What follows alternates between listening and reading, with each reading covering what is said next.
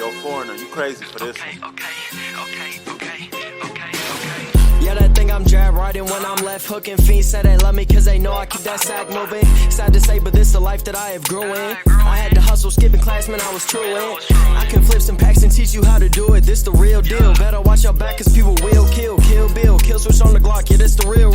And people spin around them blocks just like a Ferris wheel. But that's enough of that. Let me tell you about my life and where I grew up at. I grew up in the south of Topeka. Then I moved to the east in the streets and I ain't fucking with neither. I ain't the type to go. Discussions family, I'm back at you guys with another reaction video. And today we got the life and story of Tip, the teen drug dealer who later became T.I., man, aka Clifford Harris, aka my uncle, man. I really got mad love for this guy right here.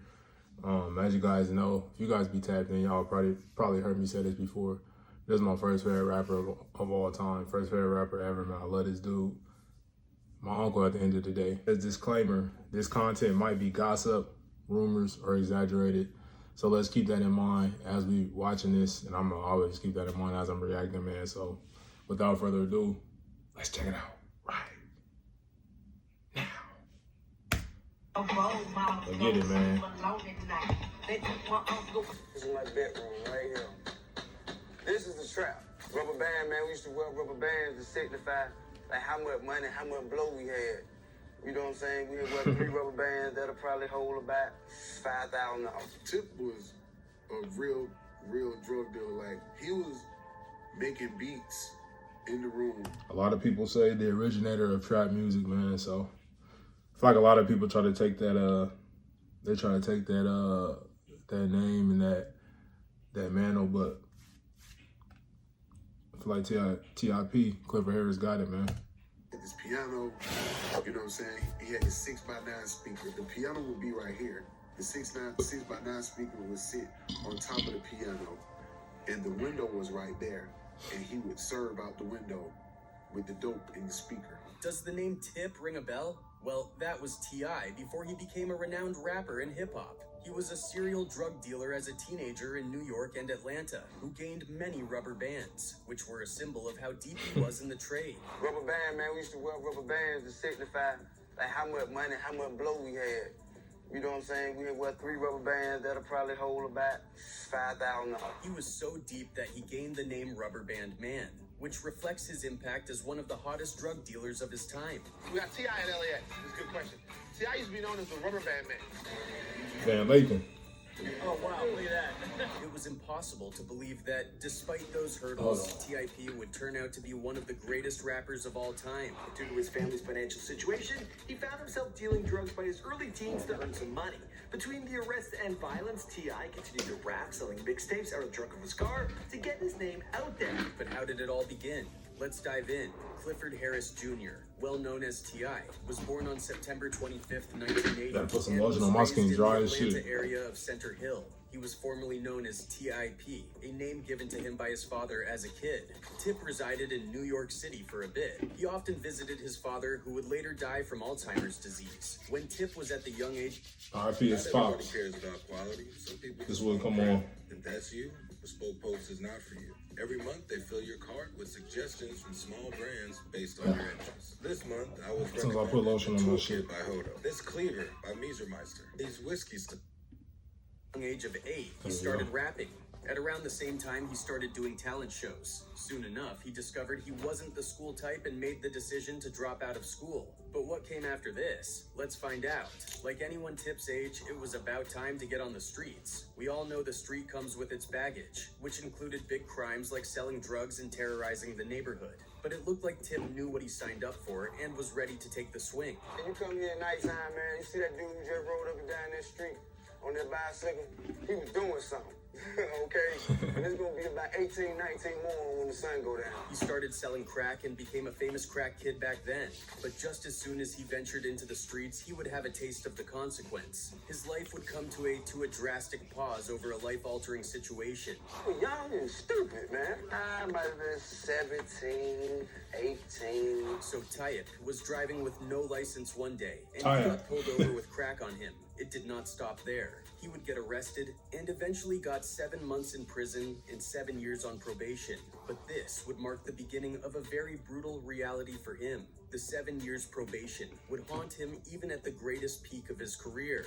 After Tip had served and had gotten out of jail, he began to work on his talent, taking his music career more seriously than ever. The streets definitely did not have much to give, so Tip would head back to his drawing board. In 1999, he started to test the mics, and officially in 2021, he dropped his first song named I'm Serious. Take a good look at it. Now picture me unhappy. No cash and not fashion, not flashy. The song's streaming was quite impressive and gave him a purpose. It also opened the platform to show his true potential to the industry. Gradually, he started to draw attention and gained a good number of fans as a newbie. This would encourage him to drop his first album named I'm Serious. Just at the time of the release, it had peaked at 98,000 on billboards in 2001 and sold roughly 270,000 copies. But this would just be his dash into the industry. He would go on to drop trap music. In it, T.I. brought the latest Southern sound to rap, and he definitely left a mark, with selling over 109,000 units. And niggas don't know about that right there. What up? What's happening? Are you hater? Just get at me. Nah, man, y'all understand, like, I was a little ass kid on YouTube, like, doing what I'm doing right now. I was reacting, but I just didn't have the camera, you feel me? I'm watching all his music videos, not knowing what he talking about, but I'm like, this shit hard. And as a young nigga, I knew this shit was hard. First week, so it's funny that I'm reacting to this video right now. T.I. was arrested after some security guards accused him and some friends of creating a disturbance at a mall. Not long after that, he was charged with battery on a law enforcement officer, trespassing, and disorderly conduct. In January 2005, he pled guilty to the charges and was sentenced to 18 months probation and 75 hours of community service. But this would unlock a misery about him. He had learned from these experiences, and T.I. knew that he had something different. Whilst discovering this misery, he met his wife, Tiny. She helped him stay out of trouble. But here's where it gets interesting. T.I. revealed that before he became famous, he had to take some risks for the sake of growth. He went to different clubs and caused a scene, especially fighting the bouncers just to get in, sneaky and driven.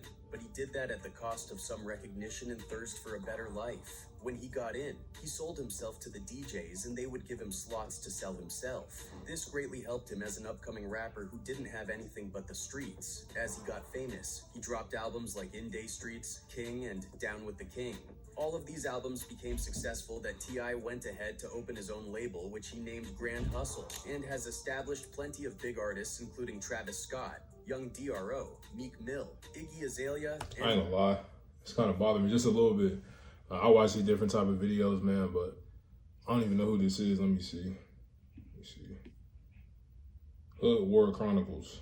He got 138K, so I'm not trying to tell him how to run his shit. But for me personally, as a avid YouTube watcher and viewer, these type of videos, they seem like the AI ass voice that he got in the background just kind of bother me. Like, that shit seem like it's not real. You feel me? I'd rather have somebody real speaking on the video, not the AI shit, because you're not even saying the names right. But that's just a small thing that was bothering me, though. More. It's not a big deal, but 2006, T.I. and his entourage were involved in an altercation outside a Connecticut club named Club Ritz. Shots were fired, and his close friend and partner was offed. The incident that led to the attack was not clear, but T.I. recounted that he had gotten into the back seat of a black van, while Johnson sat in front of him. Was his boy name was what, Flip? Because he rapped about him in a lot of different songs. And shit, I even heard of the name before I even knew about the situation, just because, like I said, I was tapped in as a youngin'. Very quickly that something unusual was going on as their van pulled away, and he saw headlights going into oncoming traffic from a vehicle that attempted to get alongside the black van. According to T.I., before I knew it, shots rang out. I saw them coming. You saw them? Yeah, I saw them coming. Before they pulled up on the side of me, I saw them weaving in and out of traffic trying to get up to the side of us. I saw when they put the tools at the window. I saw all of it. He went on to explain that they came from the left side of the van, and that he immediately took cover as an unnamed person in his van shot back. Following the shootout, people stopped to help others out of the attack. Luckily, T.I. had survived this unscathed, but Johnson tried to fight for his life. He was transferred from T.I.'s van to another van for the trip to the hospital, but he would not make it out alive. The crowd spilled out to the parking lot. I got in to leave. Shootout ensued.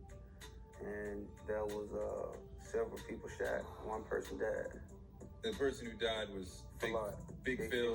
When T.I. was asked what Johnson looked like during the whole situation, he said with a disturbing gaze that his friend looked lifeless, describing the blood running down his friend's face, his shirt drenched in blood, and an entry wound on his left temple. After this situation, T.I. would stop releasing music for a while. He would dedicate his time on focusing on the business aspect of his life, taking the time to heal from the trauma. But whatever might have led to Johnson's death was not the first T.I. would ever face, considering his ties to the streets. Once upon a... I feel like he was talking about this situation on Dead and Gone, how like the shit really wasn't that deep. And whatever the situation was at the club, like he felt like, damn, may have won the battle, but lost the war because his friend ended up passing away. So that shit, I don't know why Dead and Gone always stuck with me, man. And just T.I.'s verse on that song just always resonated with me. There was heat going on between Flip and T.I. I'm gonna tell you what, Flip. I'm the leader of the troops. You just following suit. I got a question for anybody following you. What kind of take a picture in a Lucky Charm suit? Who remembers this beef that eventually led to a standoff? So, back in 2003, just about the time when Tip had just begun to call himself the King of the South, Lil Flip head-on refuted that claim. This would raise tension that would resolve, but not fully. The following year, in 2004, T.I. was back in jail for violating the terms of his probation that stemmed from a 1998 conviction. It's a new year, and I know you've been thinking about starting your online fitness business for a long time.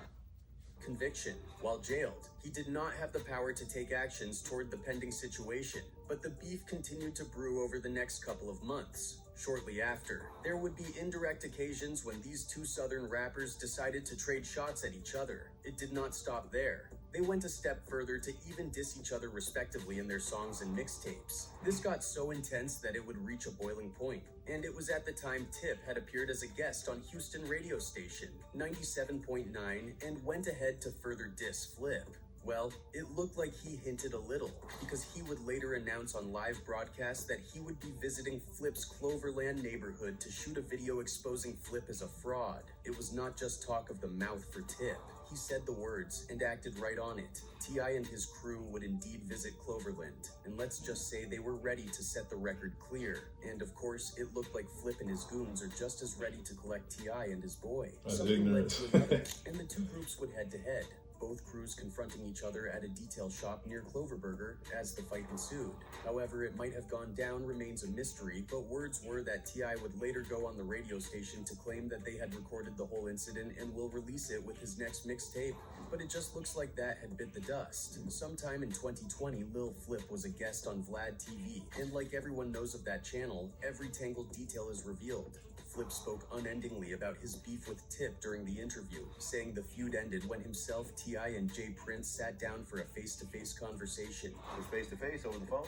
Nah, it was... Wait, what's up? What his shirt say? Houston Silvers? That shit hard. Or not his shirt, his hat. I need that. I need that hat, man. But shout out to DJ Vlad, though, man. I know a lot of people got their opinions about him. I got my own opinions, too, but you cannot deny his channel is pretty legendary. Face-to-face, you know? Me, him, and Jay Prince.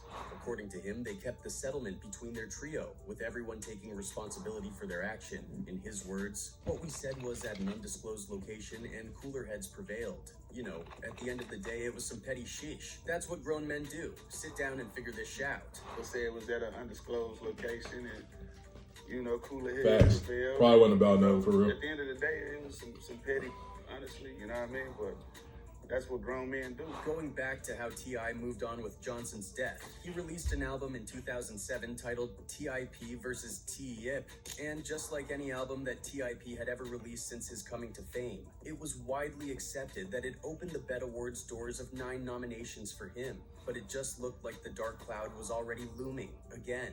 Another incident involving the law, and this time, so that's when they got arrested for them guns. Really have reversed his career. But it looked like that name Ty P was another personality on its own.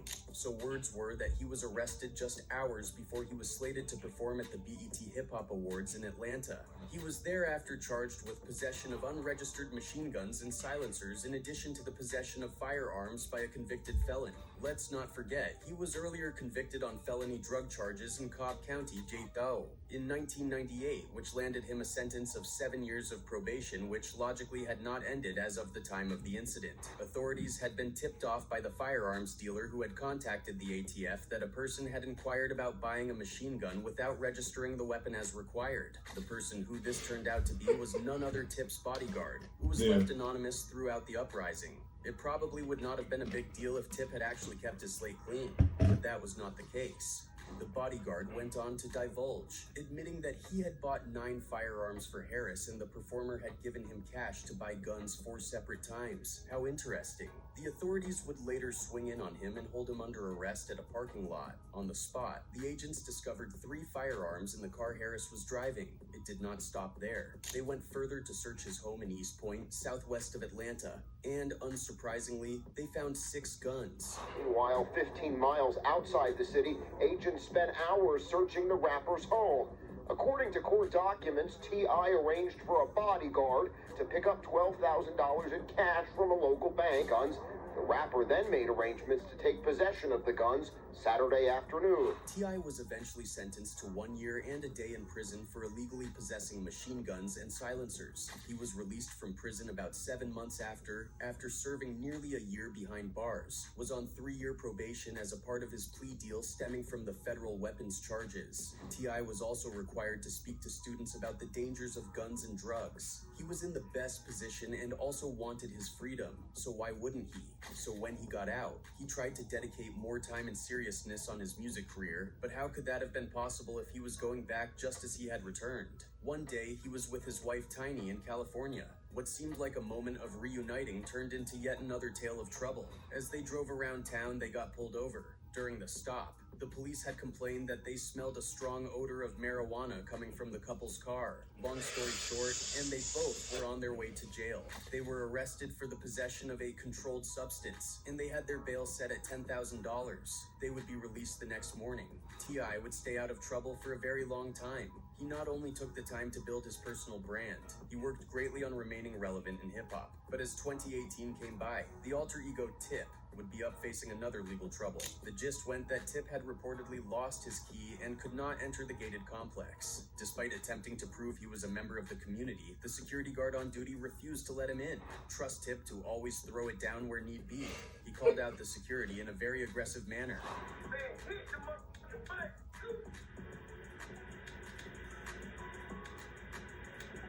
Uncle always been a hothead, man. And as a matter of words on the street, T.I. was a little under the influence. But despite everything, the security remained calm and instead called the police on T.I. Have you been drinking or anything tonight? This is my favorite tuning plugin for vocals. Hit the motherfucking button. Playing on, man. Got smell on you. Well, I'm not driving that car, You was driving in that vehicle, but I'm not driving right now. but you was driving big. I'm not driving right now. On the arrival of authorities, he was arrested and charged with disorderly conduct, public drunkenness, and simple-ass law. Put your hands behind your back. He says I'm drunk. I smell all of you. He It's said disorderly conduct. He says he smelled it. Then he says disorderly conduct. They're just making something up. 91.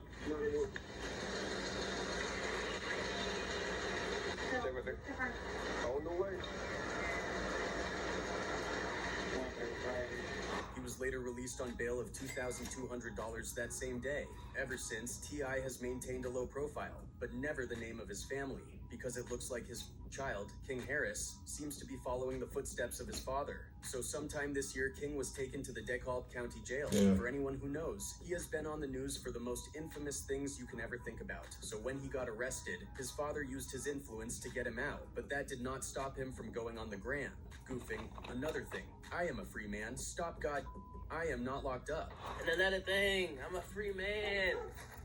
Stop, goddamn, I'm not locked up. I'm not, no. Don't little cousin got a kid, though?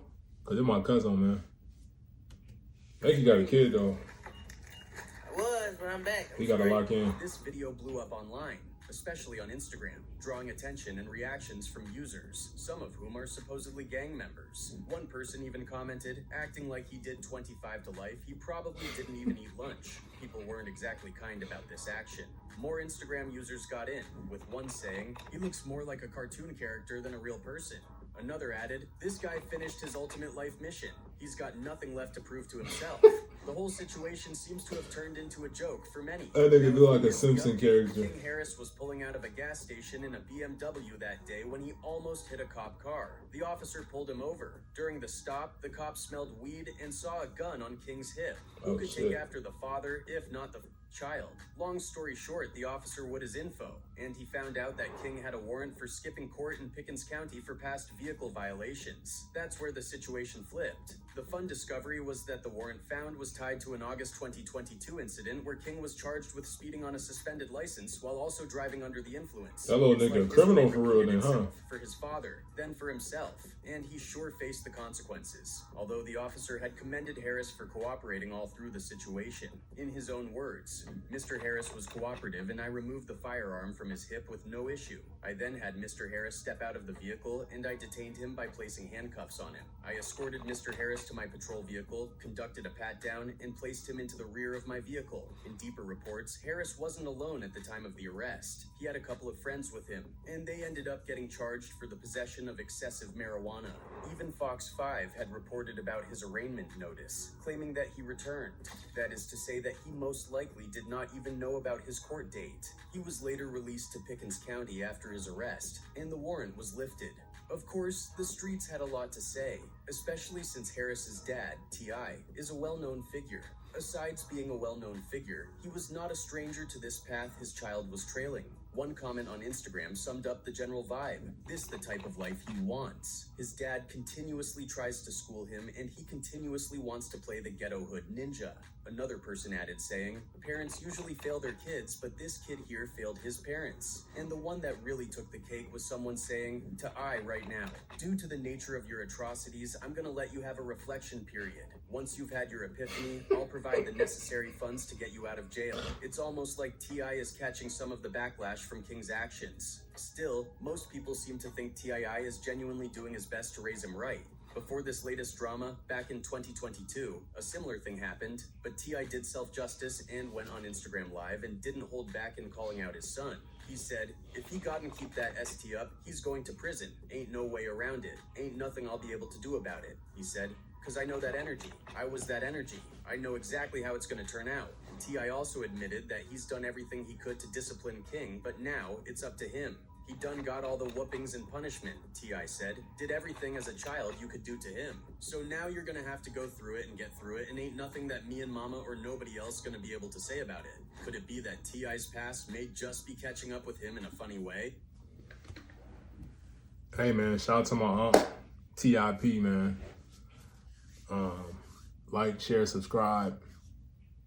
Catch you on the next reaction. Go like I'm Conan, count up with both hands. Switch the flow like it was broken. I'm on the road, man. Making plays just like DeRozan. I shoot my shot, and that shit wetter than the ocean. I brag a lot, but with the wind and come the boasting. I made a lot from them apartments that I sold.